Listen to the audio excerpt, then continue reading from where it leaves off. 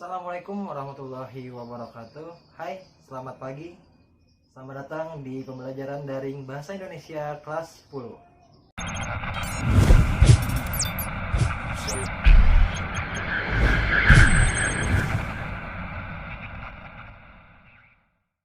Pada pertemuan kita kali ini, kita akan membahas mengenai sebuah teks, yakni teksnya berjudul teks laporan hasil observasi. Sebelum itu, apa sih teks laporan hasil observasi? Nah, sebelum lanjut ke materi, maka kita akan membahas dulu tujuan pembelajaran dari teks laporan hasil observasi. Nah, tujuan pembelajaran dari bab ini yakni kalian harus mengidentifikasi isi teks laporan hasil observasi. Yang kedua, menyusun ringkasan isi teks laporan hasil observasi. Yang ketiga, menyimpulkan fungsi teks laporan hasil observasi. Jadi ada 3 tujuan pembelajaran kita kali ini. Yang pertama, mengidentifikasi. Yang kedua itu menyusun ringkasan isi teks. Yang ketiga adalah menyimpulkan fungsi teks tersebut. Nah, ada 3 tujuan pembelajarannya. Kemudian kemampuan yang dikembangkan dalam bab ini adalah yang pertama, menginterpretasikan isi teks laporan hasil observasi. Yang kedua, menganalisis isi dan aspek kebahasaan dari laporan hasil observasi. Yang ketiga, merevisi isi teks laporan hasil observasi. Dan yang keempat adalah menyusun teks laporan hasil observasi. Nah, kata kuncinya di sini ada 4. Yang pertama, menginterpretasikan. Yang kedua adalah menganalisis. Yang ketiga itu merevisi. Yang keempat adalah mengkonstruksi. Jadi ada 4 kata kunci yang akan kita pelajari di bab yang pertama, yakni teks laporan hasil observasi. Nah, yang pertama dulu, mengidentifikasi isi teks laporan hasil observasi. Bagaimana caranya untuk mengidentifikasi teks tersebut? Nah, sebelum itu kita cari tahu dulu pengertian dari teks laporan hasil observasi. Nah, di sini apa yang dimaksud dengan teks laporan hasil observasi? Dan tanya kan? Nah, di situ tertulisnya sebuah laporan hasil observasi itu dapat disajikan dalam bentuk 2 macam. Yang pertama ada tertulis, yang kedua adalah teks lisan.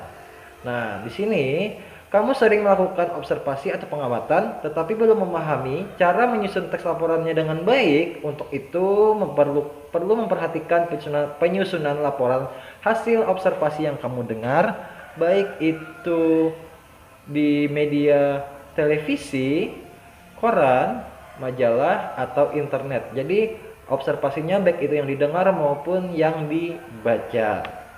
Lanjut ya, apa yang dimaksud dengan teks laporan hasil observasi? Nah, di sini jawabannya.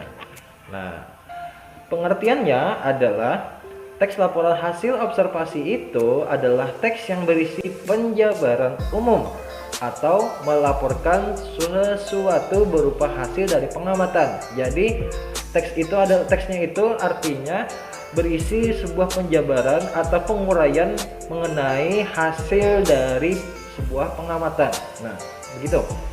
Teks laporan ini juga disebut sebagai teks klasifikasi. Nah, klasifikasi itu sama halnya dengan penguraian, karena memuat klasifikasi mengenai jenis-jenis sesuatu berdasarkan kriteria tertentu. Jadi, teks ini mendeskripsikan atau menggambarkan bentuk, ciri, atau sifat umum seperti benda, hewan, tumbuhan, manusia, atau peristiwa-peristiwa yang terjadi di alam semesta kita. Nah, dan teks laporan hasil observasi ini bersifat faktual atau berdasarkan fakta yang ada, tidak ada isi teksnya.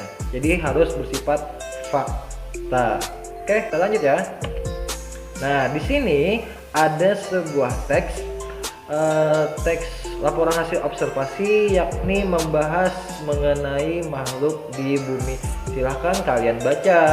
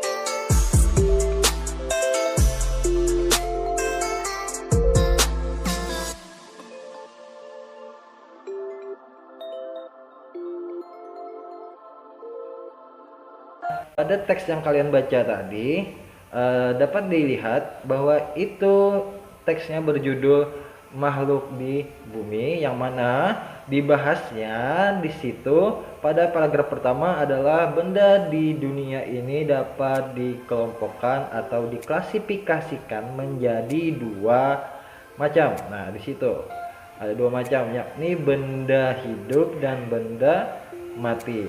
Nah, di situ sampai paragraf kedua, paragraf ketiga sampai paragraf terakhir, di situ dia menguraikan atau mengklasifikasikan mengenai apa yang dibahasnya sebelumnya. Paragraf sebelumnya maksudnya. Seperti ini. Nah, jadi teks laporan hasil observasi itu bisa diolah menjadi sebuah diagram seperti halnya yang kita tampilkan berikut ini. Nah, di situ ada benda hidup dan benda mati. Nah, kemudian benda matinya itu tertulis kaca, air, dan masih banyak lagi yang lainnya. Kemudian ada benda hidup. Nah, benda hidup di sini diuraikan lagi. Ada manusia, hewan, dan tumbuhan. Tapi manusia itu tidak bisa diuraikan. Jadi yang diuraikan di sini adalah tumbuhan dan hewan atau binatang. Nah, kemudian binatang lagi diuraikan lagi menjadi vertebrata dan invertebrata. Kemudian lanjut lagi ke vertebrata, itu diuraikan lagi ada mamalia, amfibi, dan lain-lainnya hingga terurai habis. Nah, jadi itu yang namanya teks laporan hasil observasi. Kemudian lanjut, sifat teks laporan hasil observasi itu ada 3 macam atau 3 sifat ya. Yang pertama itu bersifat informatif. Nah, kemudian yang kedua itu bersifat komunikatif. Yang ketiga bersifat objektif. Nah, bersifat objektif itu maksudnya adalah yang dibahas hanya satu. Yang kedua, menyusun ringkasan isi teks laporan hasil observasi. Nah, sebuah ringkasan pada dasarnya itu rangkaian pokok-pokok pikiran yang dirangkai menjadi satu dengan tetap memperhatikan urutan isi bagian demi bagian dan sudut pandang pengarang tetap diperhatikan. Jadi dalam penyusunan ringkasan itu ada bagiannya saja, seperti rangkaian pokok-pokok pikirannya. Jadi bagaimana caranya? Nah, yang pertama dalam meringkas itu, yang pertama adalah kita pahami dulu, membaca pemahaman isi teks. Nah, yang pertama membaca pemahaman isi teks, kemudian menemukan pokok-pokok isi informasi di dalamnya. Nah, pokok-pokok isi informasi di dalamnya itu disebut ide pokok. Biasanya ada di awal paragraf atau di akhir paragraf. Nah, setelah itu ide pokok itu tadi bisa juga disebut sebagai kalimat utama. Pengertian dari kalimat utama adalah kalimat yang di dalamnya memiliki pokok pikiran atau gagasan utama yang menjadi dasar pengembangan sebuah paragraf. Jadi satu paragraf itu satu kalimat utama. Paham? Oke. Gagasan utama itu bersifat umum dan melingkupi semua isi yang ada dalam sebuah paragraf. Seperti ini. Nah, di situ ada gagasan pokok dan paragrafnya. Kita lihat dulu paragrafnya. Di situ tertulis, wayang adalah seni pertunjukan yang telah ditetapkan sebagai warisan budaya asli Indonesia. Titik. Sampai tanda baca titik. Nah, kemudian lanjut ke kalimat yang kedua.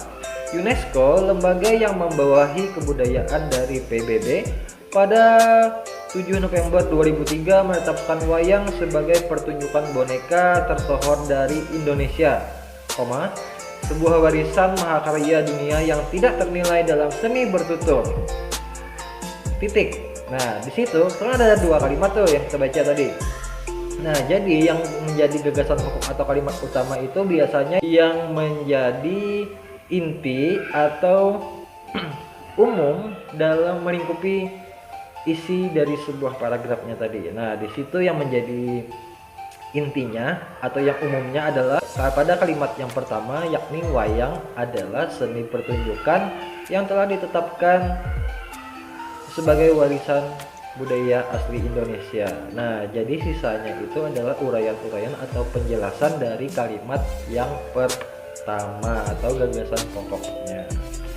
Yang ketiga, menyimpulkan fungsi teks laporan hasil observasi. Nah, laporan hasil observasi atau pengamatan.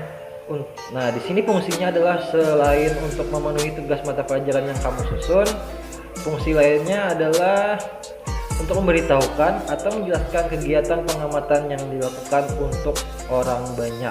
Nah, jadi orang-orang yang sebelumnya tidak tahu mengenai A, mengenai B, setelah kalian informasikan, setelah kalian observasi, memberikan pengamatan, lalu membuat sebuah teks laporan hasil observasi.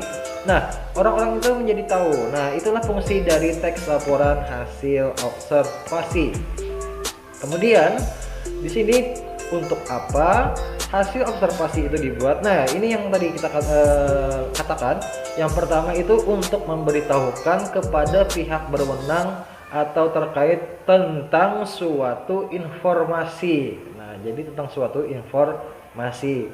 Yang kedua, teks tersebut dapat disajikan sebagai dasar penyusunan kebijakan.